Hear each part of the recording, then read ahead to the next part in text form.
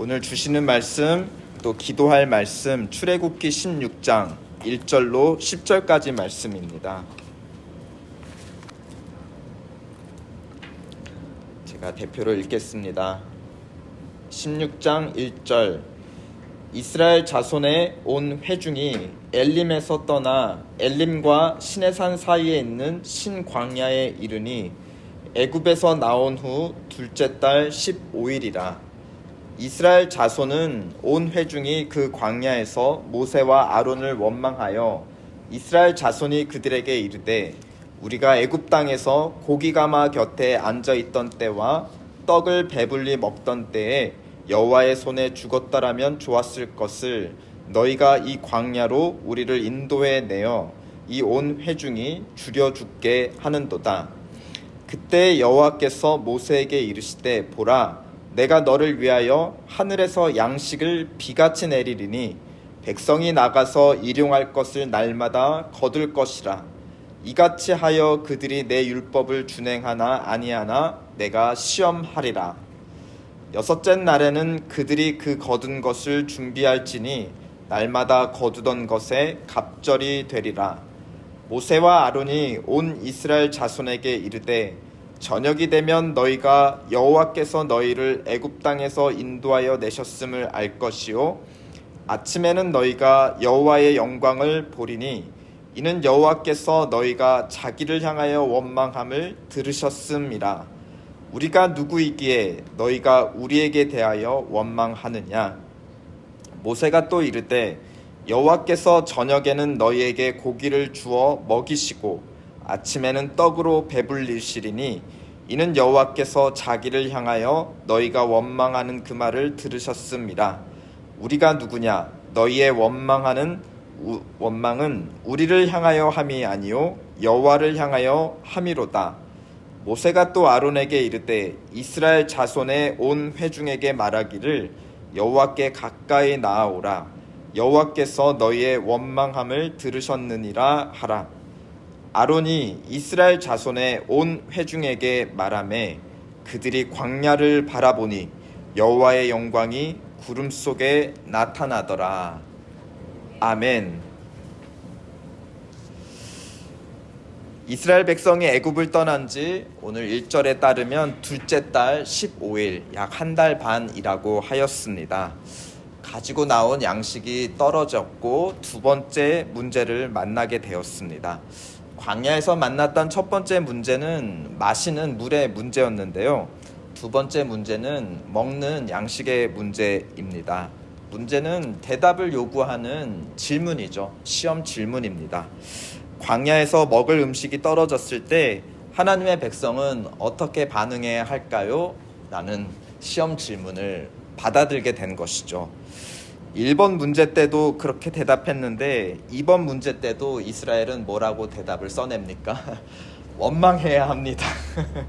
하나님을 원망해야 합니다. 그런데 이번에는 어떻게 원망해야 하는지 방법까지 자세하게 적어냅니다. 2절, 하나님 좀 들으시라고 모세와 아론을 통해 돌려서 원망한다. 3절, 하나님 좀 열 받으시라고 애굽신들과 비교하며 원망한다. 애굽신들은 고기와 떡은 배불리 주셨는데 이 새로운 신 여호와는 먹을 것도 또 마실 것도 부족하구나 하고 비교를 하는 것입니다. 시험 문제를 내신 것은 하나님이시기 때문에 그 대답에 귀 기울이신 것도 하나님이시고 거기에 대해서 반응을 하십니다. 그런데 너 틀렸다, 이번에도 빵점이다, 그렇게 낙제 처리로 끝내지 않으세요. 또 이게 정답이다 하고 정답을 알려주시지도 않습니다. 대신 무엇을 주십니까? 어떻게 반응하십니까? 4절에 보면 약속을 주세요. 약속. 4절 우리 다 함께 한번 읽어볼까요? 시작. 그때 여호와께서 모세에게 이르시되, 보라, 내가 너희를 위하여 하늘에서 양식을 비같이 내리리니 백성이 나가서 일용할 것을 날마다 거둘 것이라.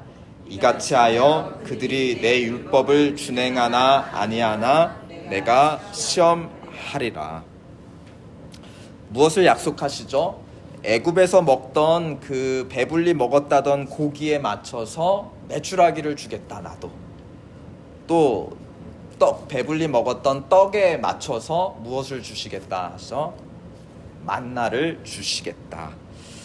만약에 이스라엘 백성이 원망했을 때 애굽에서 먹던 그 야들야들하던 야채 좋았는데 라고 원망했으면 하나님이 광야에서 야채도 주셨을 것 같습니다.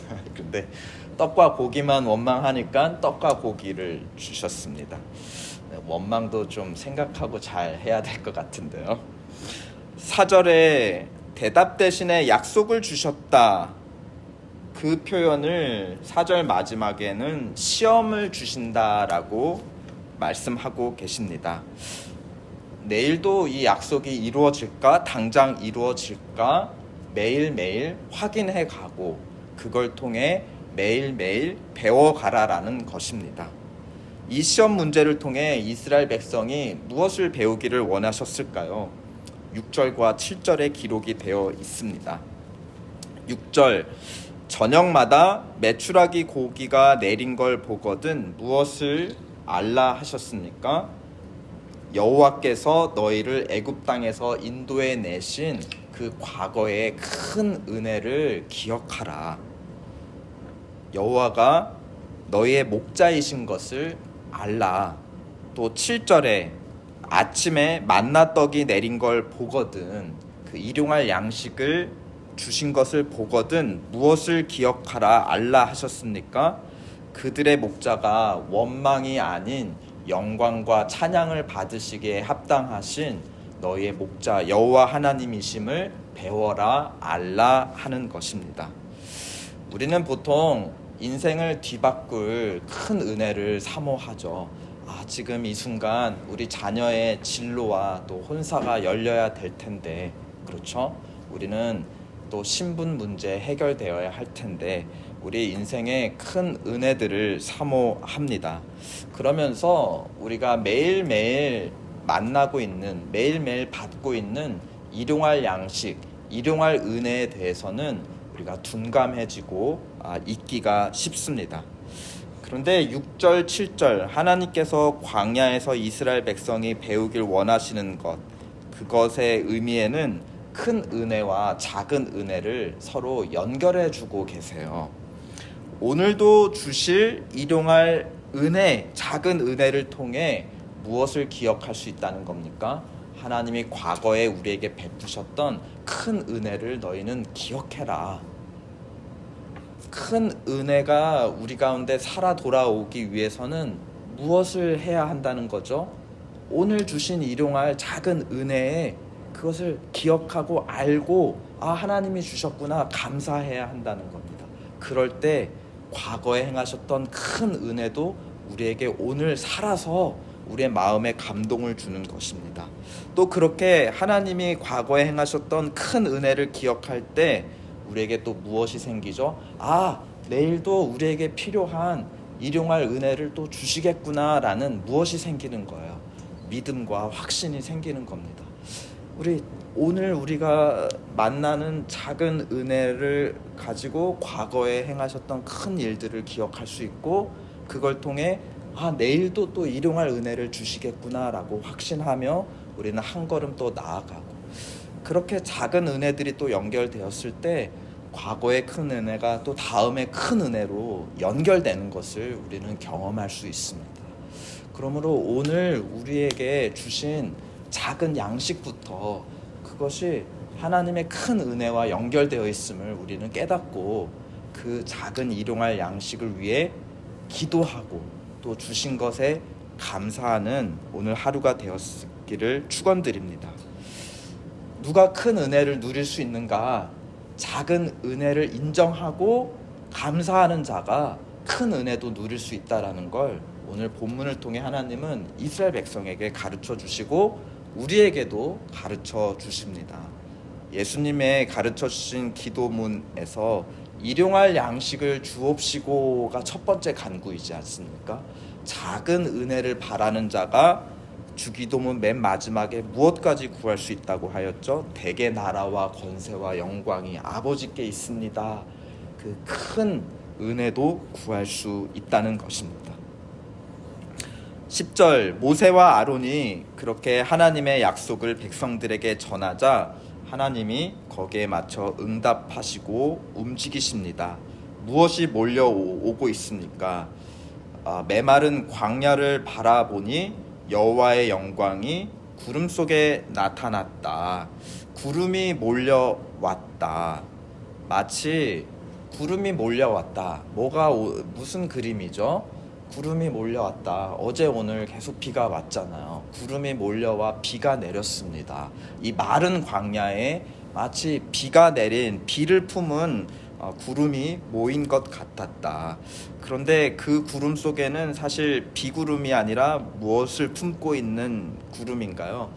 내일 내릴 일용할 양식을 만나를 품고 있는 그 구름이 아니었을까요? 오늘 본문은 또 비와 양식을 연결하고 있어요. 아까 4절에 읽은 것처럼 양식이 무엇같이 하늘에서 내린다 하였죠. 구름 속으로부터 비같이 내린다.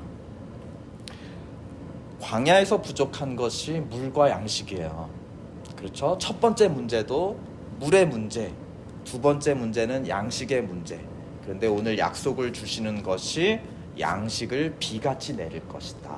물과 마실 것과 먹을 것을 풍성하게 주시겠다라는 하나님의 약속입니다.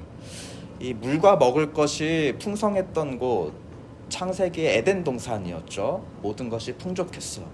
근데 아담과 하와가 에덴 동산을 나가자마자 그 에덴 동산 바깥의 환경은 무엇으로 표현되느냐? 가시덤불과 엉겅퀴가 가득한 곳, 다른 말로 하면 메마른 곳이에요. 물이 없는 곳, 그리고 가시 엉겅퀴에서 먹을 것도 없잖아요. 열매 맺지 못하는 곳이에요. 먹을 것이 없는 곳. 그러니까 에덴 동산 밖은 오늘 이스라엘 백성이 걸어가고 있는 무엇과 비슷한 곳이에요. 광야하고 비슷한 곳입니다.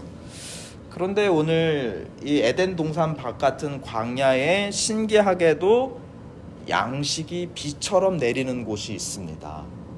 그것은 어디일까요? 어떤 특정한 장소에 가면 거기에는 이렇게 하늘로부터 비와 양식이 풍성하게 내리는가요? 아니죠. 어디에는 비와 양식이 내리나요? 이스라엘 백성이 있는 곳, 하나님을 기억하는 곳, 하나님의 은혜를 바라는 곳, 하나님의 영광을 인정하는 곳, 하나님께서 영광 가운데 그 가운데 계신 선택받은 언약 백성, 순종의 백성 가운데에는 양식이 풍족하게 비같이 내린다. 다른 말로 하면 믿고 순종하는 백성이 있는 곳은 그곳이 광야일지라도 어떤 곳이라는 거예요. 풍족한 곳, 에덴 동산이라는 곳이에요. 광야 속에 에덴 동산을 누리게 된다 하는 것입니다. 근데 에덴은 풍족한 장소일 뿐만이 아니라 또한 하나님의 명령이 있는 곳이기도 했어요. 시험의 장소이기도 했습니다. 에덴 동산에 어떤 시험이 있었나요? 다른 것은 다 먹더라도 풍족하게 다 너희 것이라도 하나만은 먹지 마라. 선악과만은 먹지 마라. 선과 악을 알고 판단하는 왕의 역할은 오직 하나님의 권세니까 그것은 너희가 범할 것이 아니다. 오직 왕이시고 재판장이신 하나님에게만 속해 있는 고유한 권한이다. 하나님은 명령과 시험을 주셨습니다. 오늘 광야 속 에덴 동산인 이스라엘 백성 무리 가운데도 하나님은 무엇을 주신다 하였습니까? 4절 마지막에 그들이 내 율법을 준행하나 안 하나 내가 시험하리라. 에덴 동산이에요. 그렇죠. 어떤 시험이었습니까? 어떤 명령이었습니까? 5절에 구체적으로 나와 있는데요. 내가 6째 날에는 2배를 줄게. 그러니까 7일째는 나와서 거둘라고 일하지 말고 몸 편히 쉬어 라는 명령이었어. 또 여기에는 우리는 알고 있는데 아직 나오지 않은 명령들이 있죠. 주중 5일 동안은 어떻게 하냐? 다음날 또 만나가 반드시 내릴 테니까 너희 너무 많이 거두지 마. 그냥 그날 먹을 만큼만 걷어. 그렇지 않으면 남은 건 녹아서 썩어서 냄새 날 뿐이야. 이스라엘은 아담 하와와 달리 이 명령에, 이 시험을 통과했을까요? 이 명령에 순종하고 시험에 통과했을까요? 그렇지 않았어요. 처음에 막 너무 많이 걷었어요. 혹시나 내일 안 내리면 어떡하나 하는 마음에 막 많이 걷었어요. 또 7일째 돼서 6일째 때 2배로 거두지 않아서 7일째 먹을 게 없자 혹시 뭐 떨어진 거 없나 하고 안식일 명령을 어기고 나아가서 거두려 하는 자들도 있었습니다. 아담과 하와처럼 이스라엘 백성도 하나님을 신뢰하지 못하고 명령을 어기고 불순종했어요. 그럴 때 그들은 에덴 동산이 또 사라지고 광야와 같은 현실을 수없이 경험해야 했습니다. 이들이 에덴 동산을 떠나 광야로 나갔지만 그러나 하나님은 계속해서 광야를 에덴 동산으로 바꾸어 주셨습니다. 계속해서 용서해 주시고 그것으로만 판단하지 않으시고 그걸 통해 이스라엘 백성이 계속해서 하나님이 누구이신지 알아가는 배움의 기회들을 계속해서 주셨다라는 것입니다.